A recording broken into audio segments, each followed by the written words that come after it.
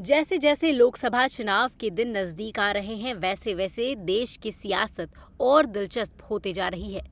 बिहार में सीट बंटवारे को लेकर नाराज चल रहे केंद्रीय मंत्री और लोक जनशक्ति पार्टी प्रमुख पशुपति कुमार पारस ने 19 मार्च को केंद्रीय मंत्री पद से इस्तीफा दे दिया। इसके साथ ही पारस ने एनडीए से अपना नाता भी तोड़ दिया है। एनडीए गठबंधन के द्वारा बिहार में 40 लोकसभा सीटों के लिए इस दल को कितना सीट मिलेगा, इसकी घोषणा हो गई। मैंने आज से 5-6 दिन पहले प्रेस वार्ता में मैंने कहा था कि हम तब तक इंतजार करेंगे जब तक एनडीए का विधिवत घोषणा नहीं होता। कल विधिवत घोषणा हो गया। हम लोग 5 सांसद थे, हमारी पार्टी में 5 सांसद थे। मैंने बहुत ईमानदारी, बहुत लगन से, वफादारी से मैंने एनडीए की सेवा की। आज भी मैं माननीय प्रधानमंत्री जी का शुक्रगुजार हूँ और मैं आज भी तो देश के नेता हैं, बड़े नेता हैं, लेकिन हमारी पार्टी के साथ और व्यक्तिगत रूप से हमारे साथ नाइंसाफी हुई।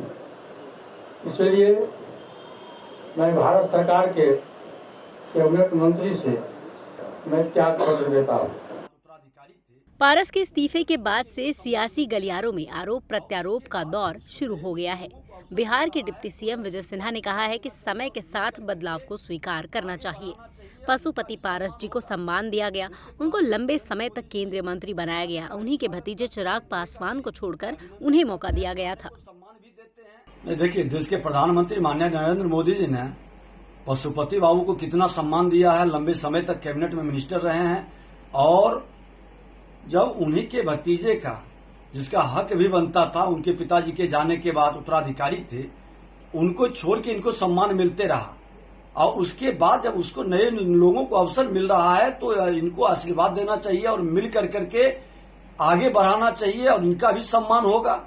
देश के प्रधानमंत्री नरेंद्र मोदी जी पुराने का भी स्वागत करते हैं, नए का भी अभिनंदन करते हैं, पुराने को सम्मान भी देते हैं और भारतीय जनता पार्टी सबको लेके चलती है। जो व्यक्ति अपने लीक से हटेंगे, डूबती हुई नाव में बैठेंगे, तो वो भी अपना भविष्य जानते हैं कि क्या होगा। और युग बदलता है, जनरेशन बदलती है, तो लोगों को उसके साथ एडजस्ट भी करना चाहिए। विपक्ष ने तो भारतीय जनता पार्टी पर छोटी पार्टियों को इस्तेमाल कर छोड़ देने का आरोप तक लगा दिया है। राष्ट्रीय जनता दल ने कहा है कि बिहार में एनडीए में फूट पड़ने वाली है। कोई भी पार्टियां सीट शेयरिंग से खुश नहीं हैं। बीजेपी का ये चरित्र रहा है, मतलब निकल गया तो पहचानते नहीं, यूज एंड थ्रो। पहले श्री चिराग पासवान जी के साथ धोखा किया, अब श्री पशुपति पारस जी के साथ धोखा किया है। अभी एनडीए में सीट बंटवारा भले फाइनल हो गया हो, लेकिन सहयोगी दलों के अंदर नाराजगी की खबरें आ रही है। श्री उपेंद्र कुशवाहा जी को, आदरणीय मांझी जी को एक सीट देकर सल्टा दिया गया है, उनकी भी नाराजगी की खबरें हैं।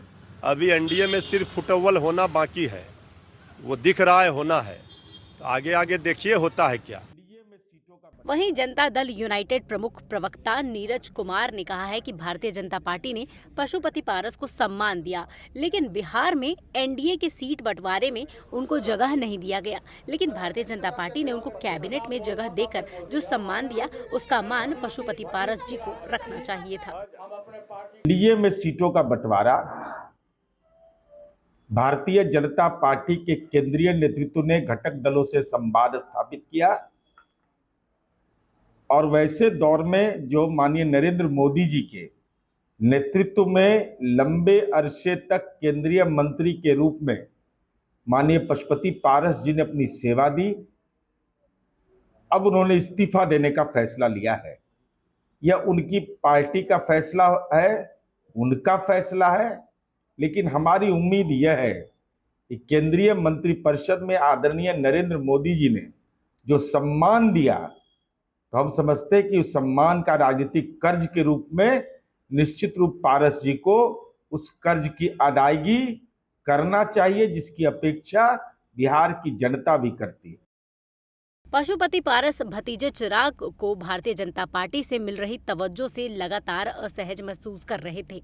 कुछ दिन पहले उन्हें इस बात की भनक लग गई थी कि पार्टी को एनडीए में एक भी सीट नहीं मिलने जा रही है, जिसके बाद पशुपति पारस ने पार्टी की संसदीय बोर्ड की बैठक बुलाई थी और अब इस्तीफा देने के साथ साथ एनडीए का हाथ भी छोड़ दिया।